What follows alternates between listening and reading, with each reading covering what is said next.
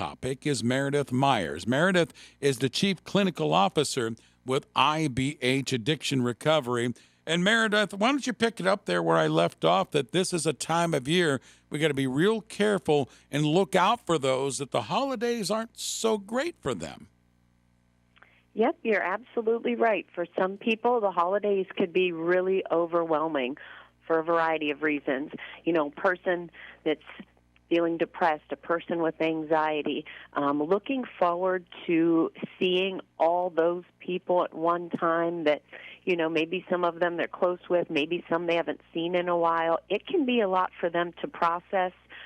You know, thinking of everything from what am I going to wear to, you know, how is Uncle Bob going to see me, you know, after I didn't show up for his birthday because I was too anxious to leave the house. So it's a lot for them, you know. And I think the other side of it is, you know, the people that struggle with some kind of addiction or maybe they're in recovery, you know, anything from being a celebration and people are enjoying drinks and different things like that. And you know, they get a little uncomfortable maybe turning it down or having that conversation with relatives as to why they're not having a drink. Or and then there's those relatives and people we see at the holidays that just simply don't understand the struggle, which is normal. You know, if you're not living that, well, good grief, it's very hard to kind of put yourself in their shoes. So I think for us, you know, it's important to just kind of let people say no without pressure. It's important to, even when you invite them, you know, letting them know it's okay if you're not feeling up to it, but if you are, you know, whatever makes you comfortable, we'll try to make you comfortable at our home. You know, it's offering other options like hot cider, you know, instead of just the alcoholic beverage. Anything we can do to take some of that pressure, that burden off the person that's maybe already feeling anxious, or they're so depressed they didn't even really feel like getting in the shower to do anything that day. You know, it's very, very different being them, and it's very, very hard to look forward to the holidays. You know, Thanksgiving, Christmas, it's kind of one event after the other, and that can just feel so heavy to them. Meredith Myers is with us. She's the Chief Clinical Officer with IBH Addiction Recovery. And Meredith, you are in these discussions each and every day. And I think it's important we note to the listeners that this road to recovery is an everyday battle for so many. So when we talk about stress, anxiety triggers of the holidays, it's even more so to understand where these family or friend members have been in their life to make sure that we are there for them. Oh, 100%. Absolutely. And you don't have to agree or completely understand what it feels like to be them, but you know, some of the things I just mentioned, there are ways to at least make them feel a little more comfortable or feel comfortable with you to open up to you about some of these struggles. You know, sometimes they really do just want to know that we're not judging, we're just listening. We don't always have to fix it. Just be there, be supportive, be warm, listen. You know, sometimes that's the best thing we can do, and that doesn't take any kind of skill or knowledge to do. With us this morning is Meredith Myers, again, Chief Clinical Officer with IBH. Meredith, let me ask you this. When we're talking about family, friends, of those who have been in recovery, are there some warning signs that maybe they're having a tough time? It's probably difficult for many to say, hey, I'm putting my hand up, I'm having a tough day. But are there some warning signs that all of us should be aware of? This is an area where you consult and you counsel each and every day. You might be able to help all of us. Oh, certainly. I think some of the biggest, most consistent signs are isolating. So that person may be leaving their home less and less. You might not be hearing from them as much. You might call them and they're not answering. You know, they're just avoiding people and avoiding activity because they're so down, whether it's their addiction, their depression, or anxiety. You might notice, like, big behavior changes. So you know this person, and you know how they normally behave and the things they really enjoy and their normal routine, and all of a sudden that has really changed. That can be something to pay attention to or reach out to them.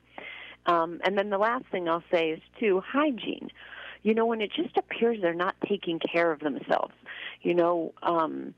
a lot of times deep in an addiction or with depression, anxiety, some of that mental health stuff, the things they aren't doing is taking care of themselves, whether it's bathing and grooming or it's eating. It's those everyday things we all do pretty easily that they start to struggle with. Meredith, what about the other side of this? Is if we notice this, or if we have a deep family friend or a family member, what can we do to make this time maybe easier for them? Because we're all stressed and there's all this anxiety Sure. going on. And obviously many others are having even more of a greater time. What can we do maybe to make it easier for some? Well, I would say if you're noticing that something might be up, go ahead and ask. There's no mistake in asking, even if maybe they're fine and we're just having a bad day. So open that avenue of communication. Picking up the phone, and often it is picking up the phone, at least when you reach out the first time. It can feel overwhelming if you're just showing up at their door, right? So picking up the phone, at least when you initially call and say, hey, are you doing okay? I just want you to know I'm here for you. If there's something you need or I can do, you let me know. And, make that call periodically, whether it's once a day or every couple days, letting them know I'm here and letting them feel comfortable with communicating that with you.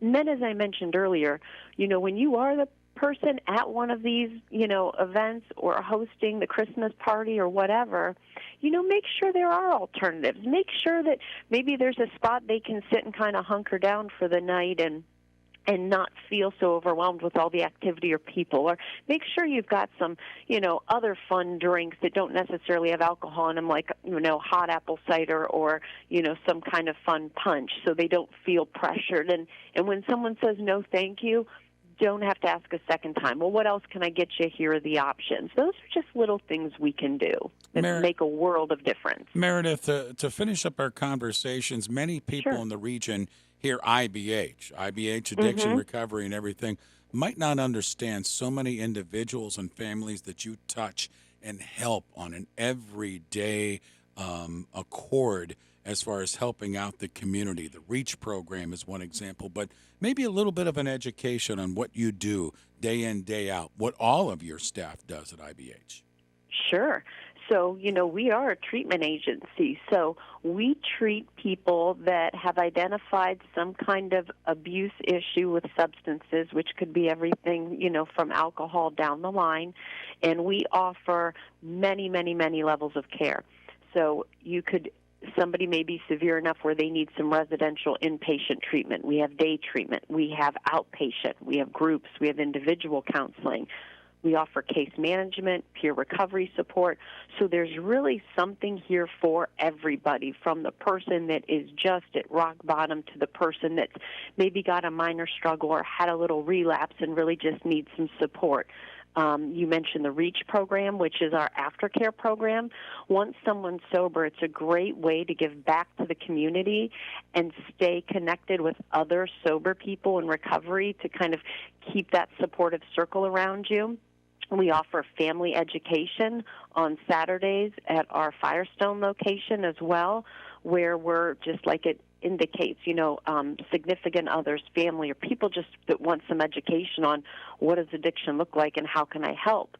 So we've just got, at this point, so many ways to kind of reach out and help, from the person experiencing it to those right around them, to try and get everybody kind of on this road to recovery and feeling better. To understand their whole story, I urge you to go to ibh.org.